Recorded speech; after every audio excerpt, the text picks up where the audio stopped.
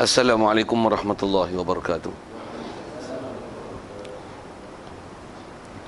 Alhamdulillahi rabbil alamin.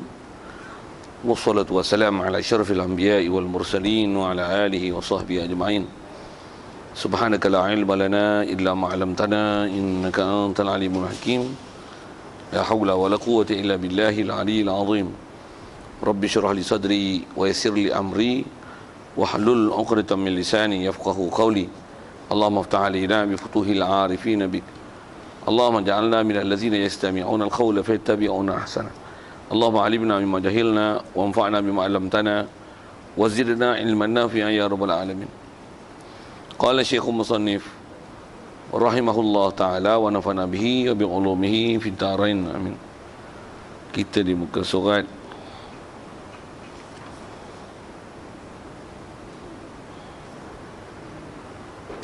28. Ya. Ha? 30 dah.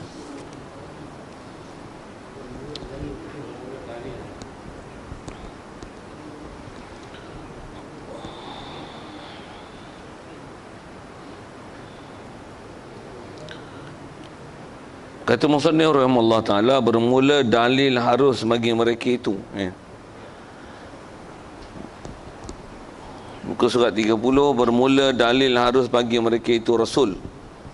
A'radul basyariyah, dilihat oleh orang yang semasa dengan mereka itu, ada begitu pada mereka itu, dan sampai kepada kita khabar mutawatir, lagi kepercayaan dan ijma' muslimin.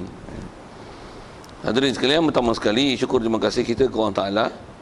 Kesyukuran kita dia atas nikmat hidup yang masih Allah Ta'ala beri. Syukur banyak-banyak kita dapat Islam, yang kita dah Islam sejak pada lahir lagi. Mak ayah kita Islam, maka Islamlah kita. Lebih-lebih lagi syukur kita pada Allah Ta'ala, yang Allah Ta'ala jadikan kita dan mudahkan kita, dorongkan kita ke majlis-majlis ilmu, yang dengan ilmu-ilmu tersebut dapat kita membenarkan apa saja perkara yang dibawa datang oleh Nabi kita Muhammad sallallahu alaihi wasallam.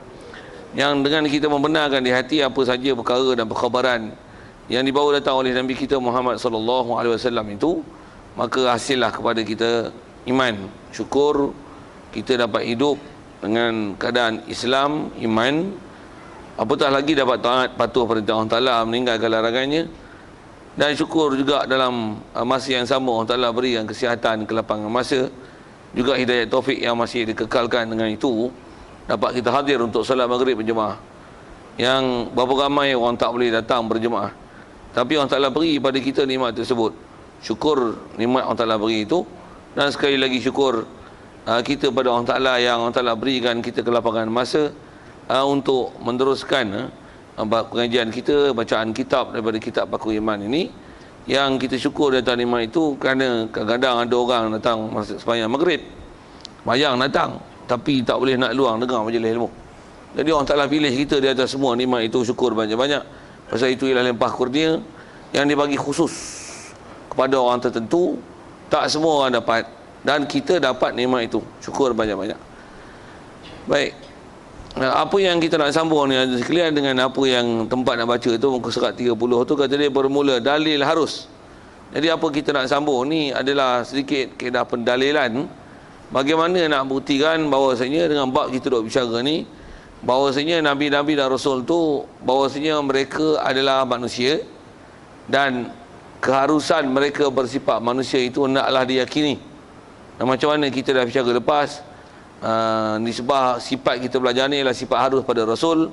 CP yang kita kena faham elok-elok dalam bab Rasul, sifat harus ni ialah harus Rasul-Rasul bersifat dengan sifat manusia biasa, yang sifat manusia itu adalah sifat yang tak menjatuhkan martabat kerasulannya.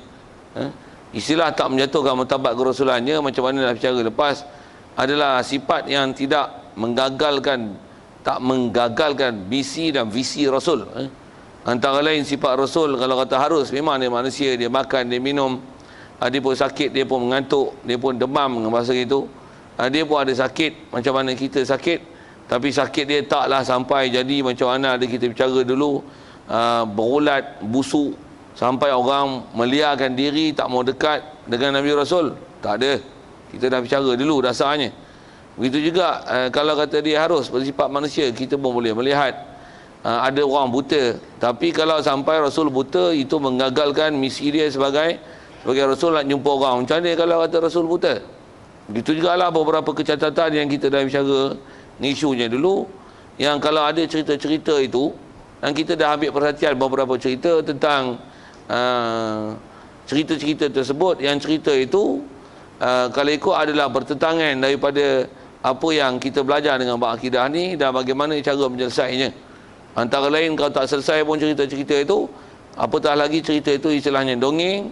Cerita itu adalah cerita Israiliyat, cerita-cerita yang dirikayatkan oleh orang Yahudi, dan rikayat itu pula semata-mata untuk memburukkan Nabi dan Rasul, hendaklah dicampak, dibuang, lempar cerita itu.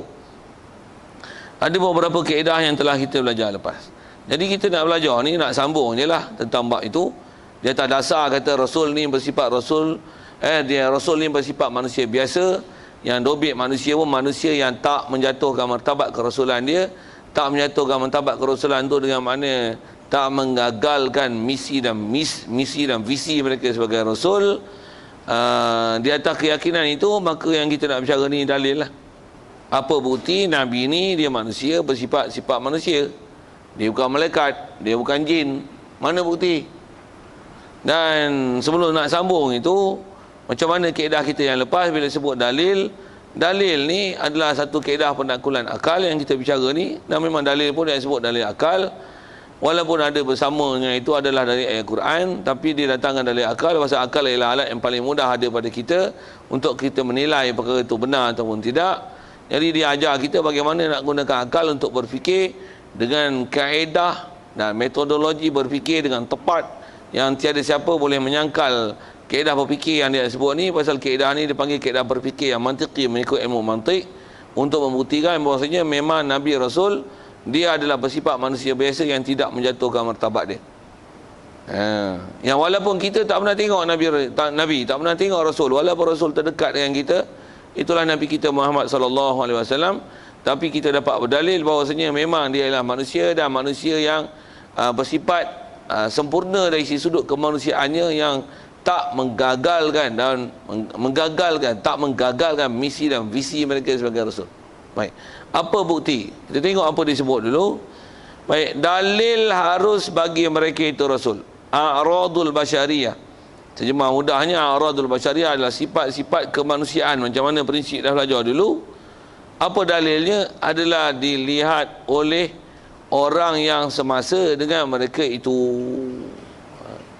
Dalilnya, kalau bahasa lain kita nak sebut dengan apa dia kata sini, yang digunakan bahasa dilihat oleh orang yang semasa dengan mereka itu, bahasa lainnya saksi ya. Dan saksi yang digunakan untuk berdalil ni, khususnya nak mendalilkan tentang mereka ni adalah manusia dan bersifat manusia biasa, yang tak menggagalkan visi misi Rasul itu.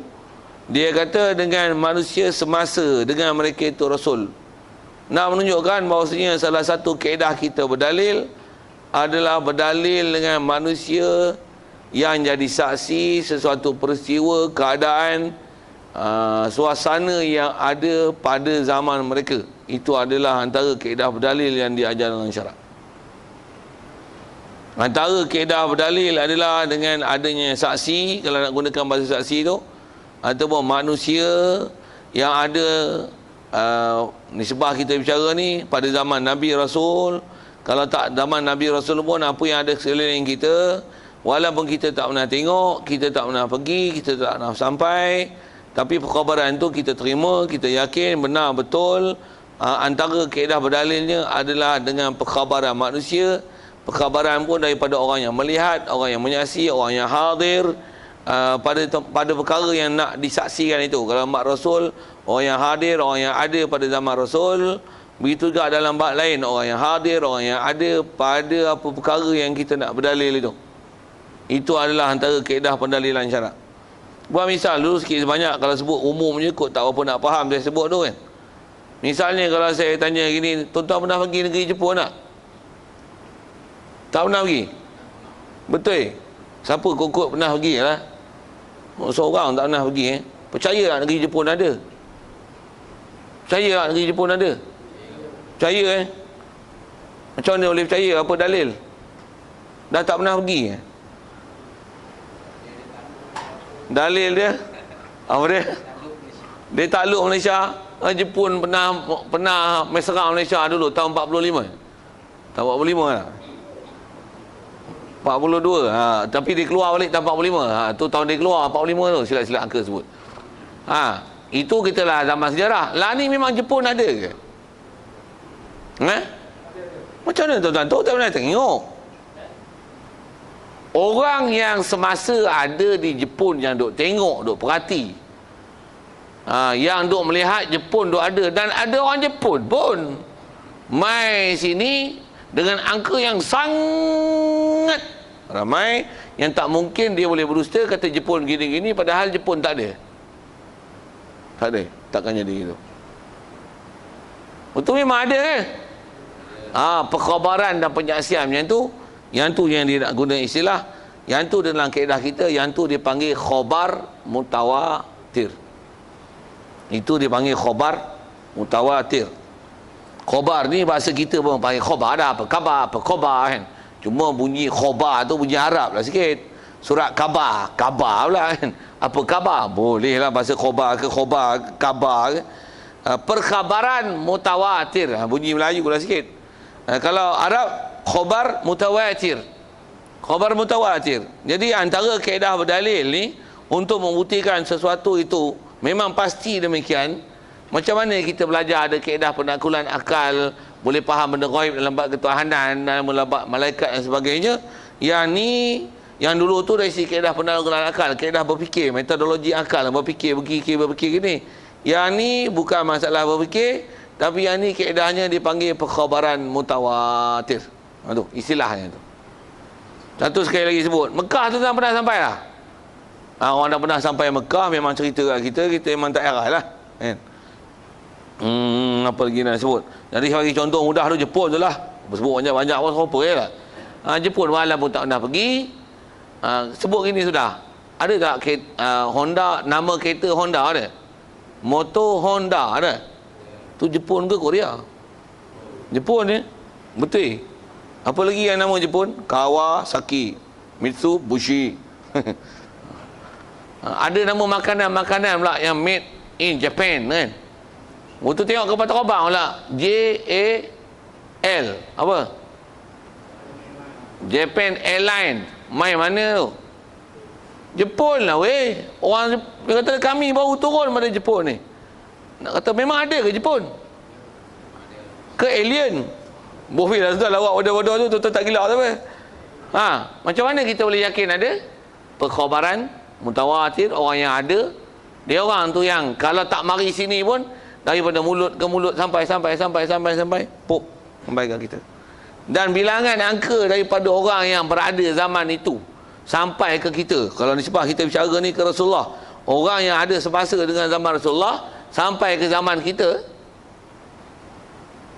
dengan angka yang sangat ramai menceritakan bahawasanya memang Nabi Muhammad SAW ni memang dia manusia, dia adalah nama ayah dia, nama mak dia, keturunan dia, siapa dia. Pada zaman orang yang duk lihat dia, kalau orang tak lihat pun seolah-olah macam lihat. Pasal apa? Pasal memang sampai maklumat daripada satu generasi ke generasi sampai kepada kita melalui perkhabaran mutawatir. Tanya gini tengok, tuan-tuan biasa lah jumpa Datuk Najib. Bohfi lah Datuk lah.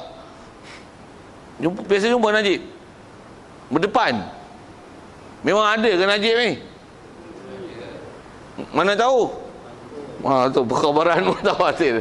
Ada orang jawab kangkung tu. Harga kangkung murah. Tu bukti dia. Awak dia suat lawak Ustaz nak tahu.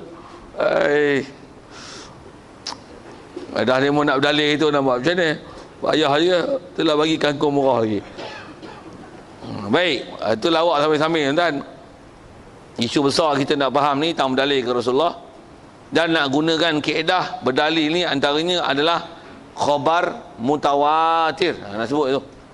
Pasal khabar mutawatir mengikut kaedah kita dalam kaedah berdalil adalah antara kaedah berdalil dan dalil tu termasuk dalam dalil qat'i. Satu jadi kaedah dalil. Kalau kita lihat sikit dalam kaedah syarak, khususnya dalam bab-bab hadis, periwayatan hadis, hadis-hadis yang kalau dia bab-bab yang berkaitan dengan i'tiqad, hadis yang perkhabaran dia sangat ramai sahabat meriwayatkan hadis tersebut, dan hadis pula muafakat dari segi makna, apatah lagi kalau hadis tu muafakat sama dari segi lafaz. Bilangan pula sangat ramai sahabat menghikayatkan, meriwayatkan dengan silsilah yang bersambung daripada zaman Rasulullah, sahabat kepada tabi'in, tabi'in pada tabi'in sampailah ke kita. Kalau tak sampai ke kita pun sampai pada ulama-ulama besar dalam bab hadis, Imam Bukhari, Muslim, Ibn Majah, Abi Daud dan sebagainya. Memang itulah perkhabaran yang datang menceritakan hal Rasulullah, hal para sahabat. Semua tu adalah menjadi dalil membuktikan kaedah-kaedah dalam syarak, dan dari sisi hukumnya kita wajib beriktikad dengan menggunakan perkhabaran mutawatir itu. Okey, siap. Nak sebut kaedah berdalil. Antara kaedah berdalil adalah menggunakan perkhabaran mutawatir. Kaedah ni yang banyak nak pakai, tuan. Khususnya kita bicara bab Rasul, dan antaranya perkara-perkara yang berkaitan dalam kehidupan Rasulullah dan para sahabat. Satu kalau tanya gini, kalau tak dalam bab manusia pun, lepas Rasulullah wafat, siapa jadi khalifah? Betul ke Sayyidina Abu Bakar? Sikit soal. Ada tak orang yang bangkang Sayyidina Abu Bakar jadi khalifah? Ada tak? Sayyidina Umar setuju tak? Sayyidina Uthman setuju tak Sayyidina Abu Bakar jadi khalifah? Sayyidina Uthman setuju tak? Sayyidina Ali setuju tak? Sayyidina Ali pun setuju. Takkan Syiah boleh kata Sayyidina Ali lagi utama jadi khalifah? Sepak lagi Syiah ni. Itu kaedah sepak dengan Syiah. Guna dalil apa? Mutawatir. Habis, selesai. Syiah sepak itu kan? Guna kaedah apa? Dalil mutawatir. Tak payah hafal hadis. Sepak itu kan? Dia mau nak berdalil macam-macam pula, kena kelahi lain lah tu. Tapi kalau dengan kaedah mutawatir, tentu Sayyidina Ali yang dia kata sepatutnya lagi awal jadi khalifah, Sayyidina Ali pun tak gedi-gedi jadi khalifah. Macam mana dia boleh kata Sayyidina Ali yang layak jadi khalifah berbandingkan Sayyidina Abu Bakar? 3 orang ni, Sayyidina Abu Bakar, Umar, Uthman, pada Syiah mereka disqualified kan? Yang ni tak layak jadi khalifah.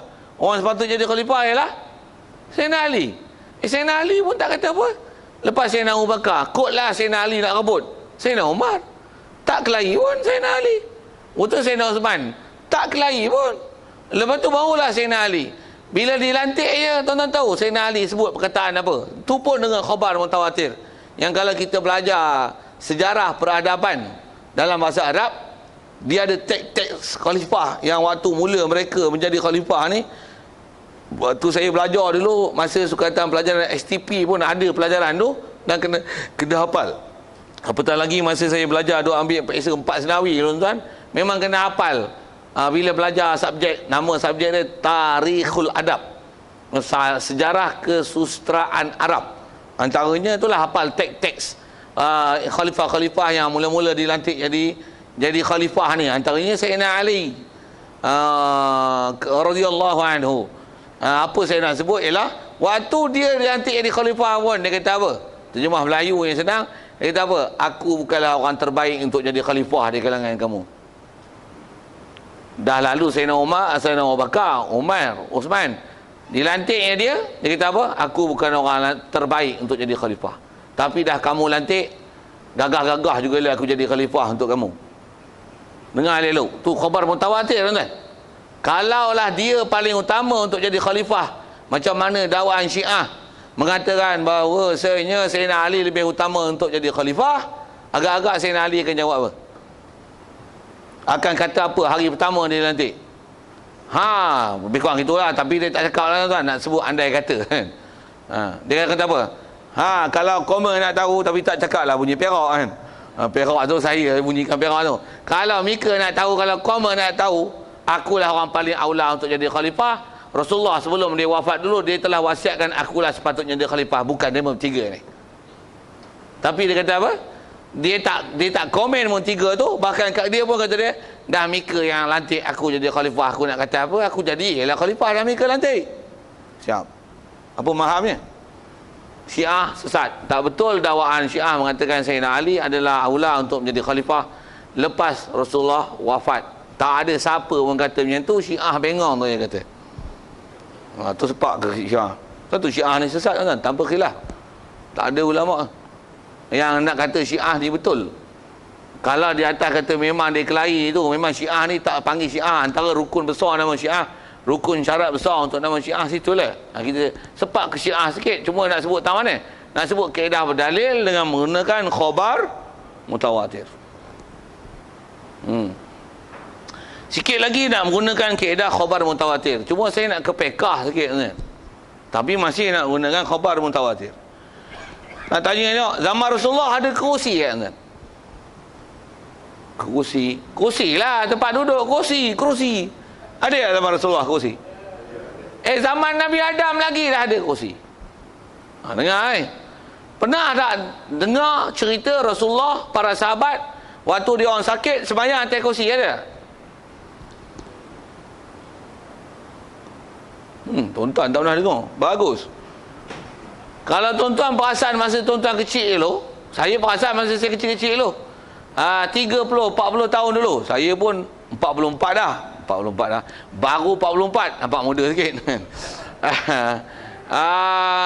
Bopila 35 tahun dulu, saya tak pernah tengok ada orang sembahyang atas kursi, melainkan orang sembahyang atas kursi roda, orang lumpuh. Itu yang tuan-tuan nak sebut. Ada ke kaedah sembahyang atas kursi ni? Kursi dia yang bawa. Terhege tu sembahyang atas kursi. Tuan-tuan jawab, ada ke? Lani ada, lani. Ada ke kaedah orang sihat sembahyang atas kursi? Jawab.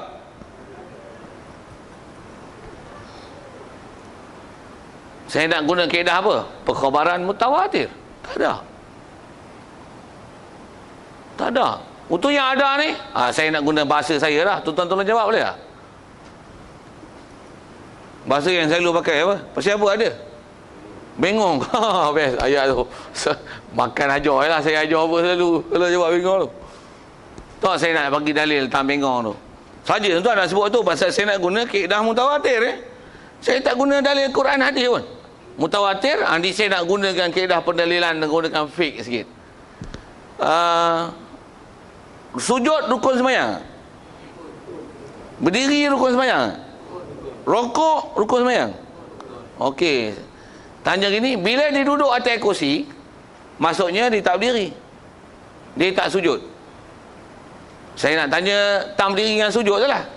Bila dia duduk atas kursi, dia bongkok tu, mengikut kaedah fiqahnya, yang tu nama rokok. Dia duduk bongkok itu sah untuk nama rokok dia. Bar rokok memang sah bab tu.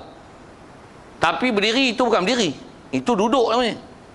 Dan duduk dengan kaki macam tu, duduk atas kursi macam tu, dia dapat status rokok bila dia bongkok.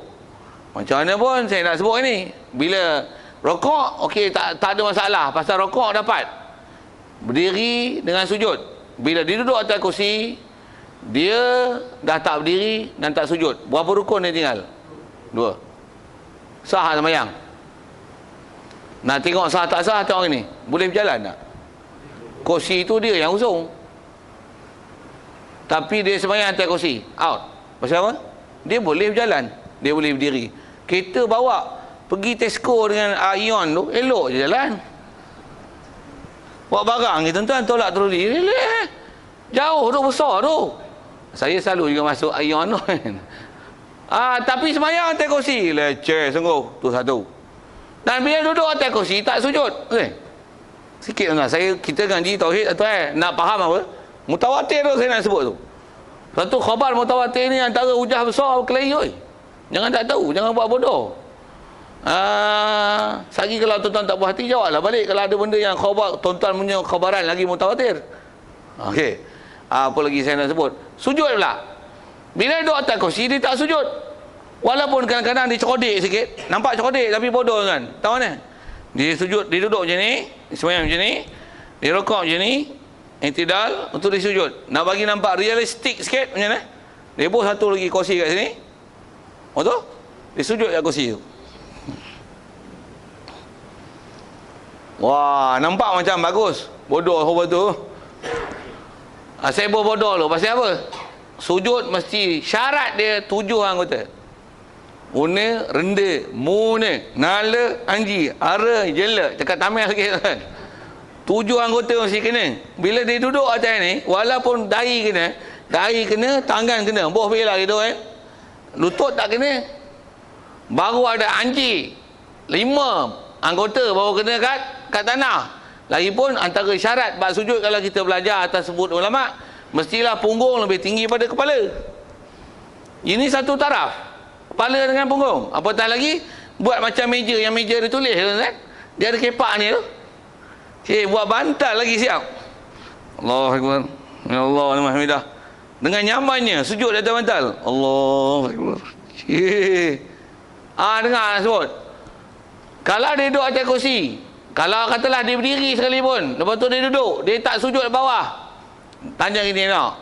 Yang ni saya tanya ni bukan dalil mutawatir, tapi fik yang dah sedia faham. Saya nak berdalih itu. Berdiri dengan sujud, mana rukun sah? Jawab.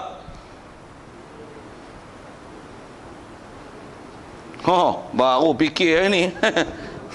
Kena soal gitu baru fikir ni. Berdiri dengan sujud, mana rukun besar? Ada khilaf ni. Berdiri wadah, sujud wadah, mana betul? Dua-dua besar. Saya tanya mana lebih besar? Memanglah besar rukun. Mana lebih besar? Sujud. Ngapa sujud? Alasan? Pasal tak boleh berdiri, boleh duduk. Tak boleh duduk, boleh ngerin. Tapi sujud, kena sujud. Hang berdiri pun kena sujud. Hang duduk pun kena sujud. Kalau orang sihat, menggerin pun kena sujud. Sujud tak boleh ni Itu dalil mudah untuk menunjukkan sujud lebih besar. Dan sujud ada syarat untuk bagi sah sujud. Okey, nak cerita dah mana? Bila duduk atas kursi, sah tak sujud? Tak sah. Tu sah sembahyang? Tak sah. Tu ramai sembahyang atas kursi ngapa? Jawab saya punya bahasa lah. Pakai senang bahasa tu. Bengong. Tentu lu. Nak belajar khabar mutawatir. Saya dah tanya zaman Rasulullah tadi, zaman sahabat. Tak ada hadis tuan-tuan sebut sahabat sembahyang atas kursi. Satu saya tanya, kursi ada tak zaman sahabat? Zaman Rasulullah ada tak? Zaman Nabi Adam lagi dah ada. Walaupun tuan-tuan duk belajar sejarah, ada ilmu sejarah yang tuan-tuan belajar mengarut dan khurafat itu. Boleh? Ada zaman-zaman batu, zaman ais, zaman Black Age, apa age tu apa nama-nama tu saya tak apa pelik tik tu. Kalau orang moden-moden ni kan ada nama-nama itu lah. Memang betul ke ada zaman ais, zaman purba ada? Zaman purba tu bukan zaman purba kan. Itu adalah anak cucu Nabi Adam yang tak ikut syariat. Bukan zaman purba tu. Anak cucu Nabi Adam yang tak ikut syariat. Yang tak ikut syariat jangan zaman tu zaman purba. Zaman lani pun zaman purba. Zaman lani ada tak lagi? Ratu cantik pakai spendang tutup atas ada? Abtina ada. Tu zaman purba lah. Zaman purba pun orang tak tutup gitu. Zaman purba pun tutup dia longgar kan? Longgar je. Longgar je ni. Ini power ni. Tuan-tuan tak faham saya cakap sudah. Ikut wali tak faham. Dia bukan masalah zaman tu purba. Dia punya pahaman dia dengan syariat yang purba. Itu yang menyebabkan purba tak purba. Jadi asal saya nak sebut, zaman Nabi Adam purba ke? Tak ada. Zaman Nabi Adam ada tamadun buat pakaian. Dia turun pada syurga, awal-awal lagi dia dah pandai buat pakaian menggunakan daun. Pasal itu je bahan yang ada, yang terdekat pada dia untuk menutup aurat dia. Okey, sikit sejarah itu. Jadi pahaman tuan-tuan ada zaman purba tu tak betul lah. Sikit syarah kot tu. Tuan-tuan tak percaya, kita lawan lagi berdalil. Apa dalil mutawatir saya nak sebut ni. Jadi apa saya nak sebut tu tang kata kaedah kita berdalil ni khusus ke Rasulullah, nak kata mana tahu dia Nabi, dia Rasul. Kaedahnya khabaran mutawatir sejak pada dulu sampai sekarang. Memang kabarnya Nabi Muhammad ni dia manusia, dia ada isteri, ada anak, manusia lah tu kan? Bukan Tuhan. Nabi Isa pun manusia, dia ada mak, dia makan, dia minum, manusia tuan-tuan. Mana pula anak Tuhan? Begitu juga semua Nabi dan Rasul, semuanya adalah manusia. Yang kita belajar ni, dia manusia ialah manusia yang tidak menjatuhkan martabat dia. Tu kalau ada cerita-cerita yang lepas tu, Ada kaedah-kaedah kita dah sebut. Kalau penyakit sampai jadi buta, jadi kudir, sujud pula, ulat jatuh, pergi ambil ulat, buah balik atas kepala. Pelik-pelik dia orang ni cerita. Mana-mana yang perkhabaran yang nama tak mutawatir taklah disemak, apatah lagi istilahnya bertentangan dengan kaedah-kaedah syarak, apatah lagi istilahnya menyalahi dengan prinsip-prinsip akidah, buang. Murnikan cerita itu. Jadi asal biasa bicara kita adalah khabar mutawatir, asal bicara bab Rasul, menyambil itu sikit sepak Syiah, menyiku sikit orang semayang atas kursi. Ada soal? Masih dalam tu. Masih khabar mutawatir cerita. Dan sikit ke fiqh tu. Okey, ada soal?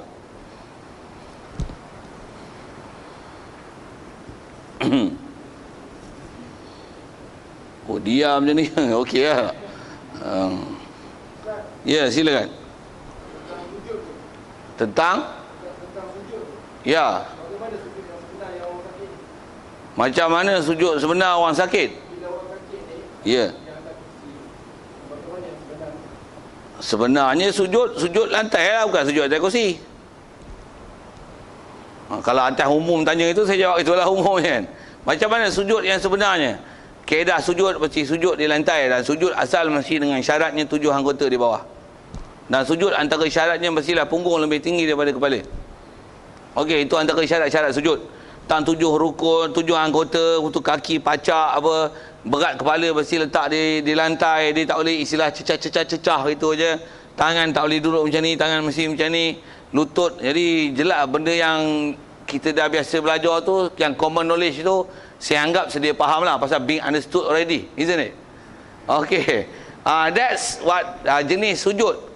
What kind of condition he must sujud, barulah sah. Dan kita sebut ni, kalau sakit macam dia boleh berjalan tu, memang sepatutnya dia kena sujud macam tu lah. Kalau yang sakit dah terlantar dekat bilik ICU, UCI ICU kan, ICU dia yang tu memanglah tak boleh nak sujud dah. Itu dah tak ada kederat. Yang saya duduk bertikai tadi, kursi dia bawa, tapi dia sebenarnya hantar kursi. Okey, jadi kalau atas soal orang sakit macam tu kan, memang soal situ kot lah. Sujud macam ni, sujud bawah lah. Macam mana pun di atas kaedahnya, tanya orang ini. Pasal kadang-kadang bab ni yang tak diberi penjelasan betul kepada kita. Apa dia? Orang yang semayang atas kursi ni, disipah berjalan katalah boleh. Kalau kata masa tak semayang, boleh tak dia buang kursi, dia duduk? Boleh tak? Tengok situasi tu dulu. Boleh tak? Ke memang dia 24 jam duduk atas kursi, tidur pun atas kursi. Aku nak tidur lah. Okey. Bismillahirrahmanirrahim, ahya wa amut. Selamat malam. Tidur je. Elok. Tidur pun atas kursi, pasal tak boleh duduk bawah. Ada tak orang macam tu? Orang yang tidur semayang atas kursi tu macam tu lah. Dia tidur kat bawah kan? Dan macam mana dia tidur? Dia turun ke orang turun dengan dia? Dia turun sendiri. Maksudnya dia boleh duduk. Dia boleh duduk. Kalau suruh dia sujud dalam keadaan duduk tu, dia boleh sujud tak? Tentu bab-bab yang kena faham. Boleh sujud tak? Cuma adalah kadang-kadang maklumlah tua tuan-tuan, dah berumur sikit. Operate sana besi, sini gaut, sana gaut, sini bengkak, sana bengkak sini.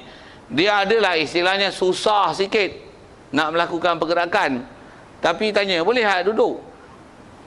Boleh. Boleh tak sujud? Boleh. Kalau saya tuan ada soalan nakal sikit nak tanya. Bini ada tak? Ada? Boleh pakai lagi tak?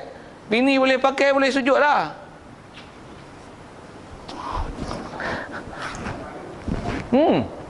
Tapi semayang atas kursi. Oh, mana boleh?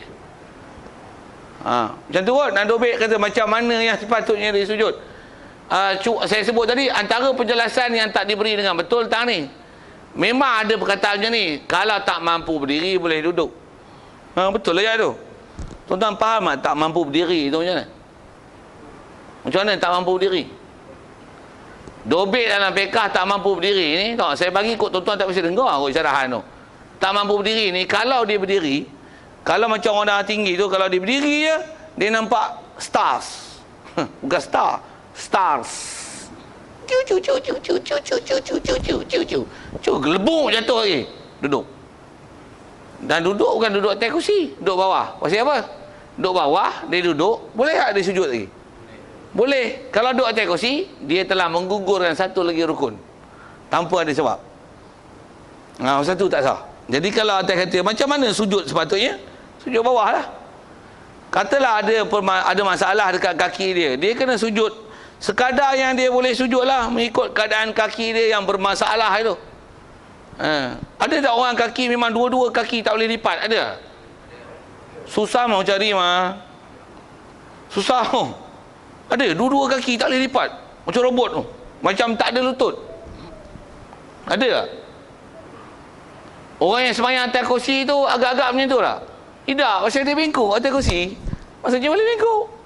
Sikit lah saya nak ujah-ujah ke situ kan. Tapi atas kata, ada soalannya, nak sujud macam mana? Bahasa mudahnya sujud bawah. Satu kalau ada orang sembahyang atas kursi, senang, panggil turun dia sujud tak? Kalau dia sepah dia duduk atas kursi, macam mana dia nak transfer daripada atas kursi duduk bawah? Boleh tak dia buat? Boleh? Bila tengah duduk tu, cuba pergi nak sujud, macam mana dia nak bergerak pergi sujud? Macam mana dia buat? Boleh tak? Boleh, maksudnya kena sujud. Tu ayat dia lah. Dia punya perkataan dan huraian untuk boleh sujud, itulah. Cuma kalau katalah ada masalah gangguan kaki dia, tak boleh nak bengkok macam mana sepatutnya. Kaedah dia ada sebut dalam fiqh, dia kata al-maisur la yaskutu bil maksur.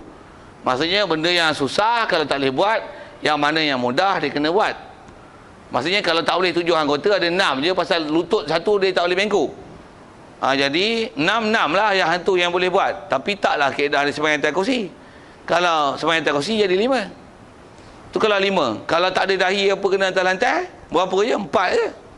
Tangan pun duduk atas lutut je. 2 je lah yang kat bawah, yang lain tak ada kena lantai. Nampak tu?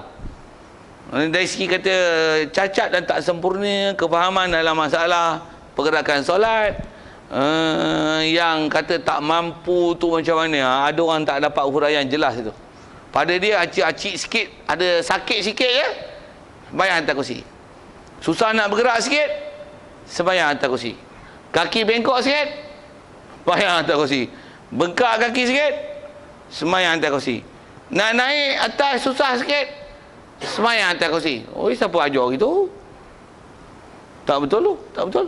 Yang tu kot nak sebut tak betul. Rasanya saya jawab soalan. Ada soalan lain?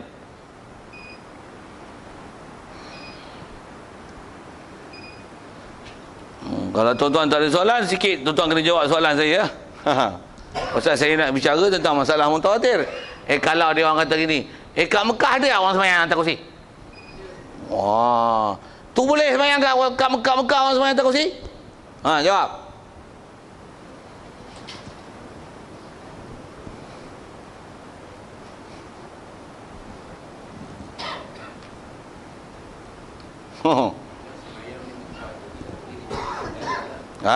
Sembahyang di Mekah tu tak boleh jadikan panduan. Kalau dia hujah di atas sembahyang atas kursi kat Mekah, tanya, kat Mekah ada tak orang tak sembahyang?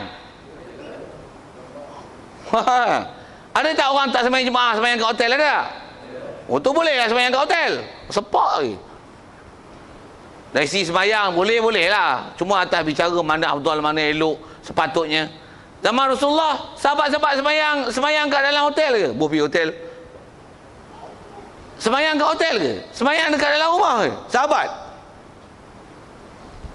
Kalau kita belajar sejarah, tambah kita belajar hadis, Rasulullah pernah ketikanya waktu dia sembahyang, habis sembahyang, dia kata kalau nak kira aku lah, kalau ikut kehendak aku, lepas sembahyang ni, lepas je sembahyang ni, aku nak suruh geng yang muda ni, yang muda-muda ni, buat apa?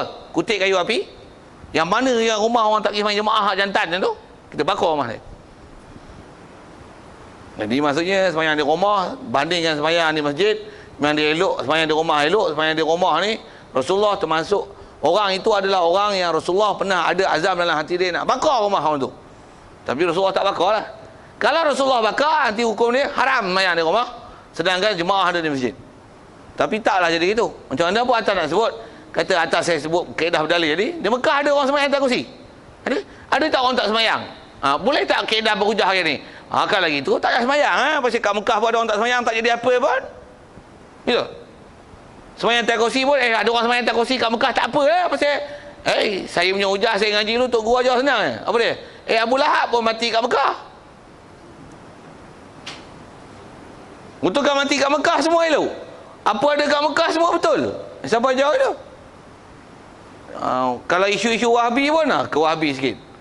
Duk Wahabi tak betul, pergi Mekah semayang ikut Wahabi juga. Kalau kata Wahabi tak betul, dah lama Allah Ta'ala turun bala hancurkan Kaabah sekali. Pasal apa? Dah Wahabi tak betul? Betul ke kaedah hujah itu? Tak betul? Tak betul? Nak tunjuk kata tak betul tu, bukan kaedah hujah itu. Bukan kata bila apa yang ada duk buat tu tak datang bencana, tak datang bala, maksudnya apa yang mereka buat tu betul. Tak ada. Kaedah hujah tak betul, itu bukan kaedah mutawatir untuk buat hujah, tak ada, tak betul. Jadi asal nak sebut sembahyang atas kursi di Mekah, kalau dia nak jadikan dalil, tanya, adakah semua orang sembahyang atas kursi? Tak juga. Pak Arab ni yang sembahyang atas kursi. Jangan kira Arab tak Arab, kira mengaji tak mengaji. Dia kata ada ustaz pun sembahyang atas kursi. Dengar sebut. Saya nak mula, kalau sebut ustaz saya nak sebut ini. Ustaz pun ada juga, ustaz kepala otak sengit ada juga. Nama ustaz tapi tak betul. Baik kita orang awam tak ustaz ni betul je ada ustaz ni. Pasal kadang-kadang dia ustaz satu bab je, dalam bab lain tak betul. Mufti pun boleh bertikai, boleh tak bertikai mufti? Tuan-tuan duk bertikai. Berah lah orang pergi perhimpunan ada. Tuan-tuan tak setuju. Jadi tuan-tuan pandai pada mufti kan, nampak? Mufti pun utama mufti kerajaan lah ni. Mufti lantikan. Dilantik sebagai mufti padahal tak layak jadi mufti. Banyak benda tu kalau saya nak bertikai tu, saya nak kata apa? Yang tu tak boleh bagi dalil untuk membuktikan bahawasanya apa yang dibuat tu adalah betul. Saya nak tunjukkan kaedah berdalil. Dalil itu tak betul. Nak berdalil macam mana? Rujuk kitab-kitab ulama. Itu saya tanya tadi. Ada tak sahabat sembahyang atas kursi? Tak ada. Ada tak ulama-ulama kita sembahyang atas kursi? Tak ada. Kitab fiqh mana sebut dalam kitab sembahyang atas kursi? Mana? Kitab moden ada. Jadi maksudnya benda tu benda moden. Yang geng-geng moden ni, yang geng-geng yang tajdidi ni, geng-geng baru ni, pahaman-pahaman moden tu yang kata boleh. Jangan kata sembahyang atas kursi. Handset boleh charge tuan-tuan. Ni sembahyang ni. Dalam WhatsApp dia orang hantar macam-macam. Ni ada ni handset ni wire ni. Siap boleh bunyi handset. Macam mana? Solat. Itu yang jawab sembahyang. Itu ada pula dia orang WhatsApp kata, cara sembahyang, mengajar cara sembahyang dengan kaedah mendukung anak. Pelik tapi benar. Sembahyang ni dukung anak pakai pampers ni. Anak pun memang gambar tu pakai pampers. Pakai pampers ni. Anak jantan tu pakai pampers. Dukung anak sembahyang. Soal, boleh ke memang dukung anak sembahyang? Dukung anak tu satu hal. Dia kena jaga perbuatan. Jangan ada 3 perbuatan boleh membatalkan sembahyang. Dan dukung anak ni, anak tu kena tengok apa status anak ni. Dia pakai pampers. Pampers satu hal. Pampers tak najis, tapi bila dia kencing najis. Ada najis bawa dalam sembahyang, tanggung batal sembahyang. Macam mana dia boleh buat kata boleh Pelik tengok dia orang ni. Tuan-tuan tengok lagi, ada yang hantar mesej. Macam mana pun saya nak berdalil apa yang ada kan. Dia orang tunjuk satu video sembahyang berjemaah. Dia bawa anak dia sembahyang. Anak dia melila main. Dia duduk sembahyang ni, Tok Imam duduk baca. Tengah duduk sembahyang tu anak dia duduk melila apa. Maka makmum yang ada tu, salah seorang daripada mereka dengan waraknya. Dengan waraknya. Ni tengah berdiri ni. Lepas tu dia pergi ke anak dia.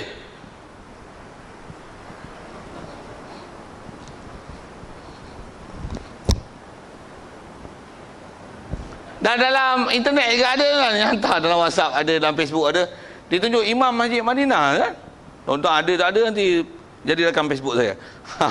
Tapi banyak benda file yang dah delete lah pasal tahun baru ni. Apa saya nak sebut ni? Dia tunjuk Imam Madinah sembahyang ni. Allahu Akbar. Makmum kat takbir. Betul kita apa? Intazir qalilan. Faham tak? Intazir qalilan. Bahasa orang putih sikit. Wait a minute. Betul dia keluar. Makmum duduk sembahyang ni. Tapi imam nak keluar tu dia sebut intazir qalilan. Keluar. Dia buat apa tak tahulah, tunjuk videonya tu. Tu masuk balik. Allahu Akbar. Bismillahirrahmanirrahim. Bayang. Boleh tangguh. Wait a minute. Kalau ikut tunjuk video tu, dia kata ini Imam Masjid Madinah. Memang gambar tu gambar Madinah kat Raudhah. Saya nak kata apa tuan? Nak guna kaedah dalil apa ni? Mutawatir ke tu? Tu nak faham dulu. Tu nak bagi reti tu. Yang kita lah ni kalau kita tak faham, ini masalah macam-macam bab tu. Macam mana buat asal kita bicara ke mutawatir khusus ke Rasulullah tu?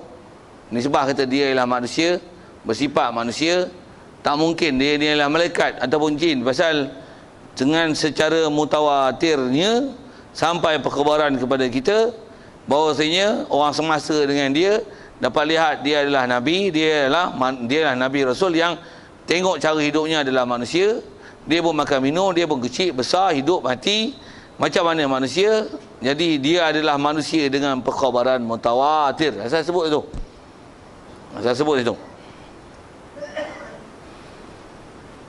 Sikit lagi sambung ayat dia tu. Dan juga kata dia, semua yang ni dalam kitab baru disebut mutawatir. Saya dah sebut awal lagi dan saya telah promosikan perkataan khabar mutawatir itu. Sampai kepada kita pun khabar mutawatir lagi pula kata dia disampaikan oleh orang yang kepercayaan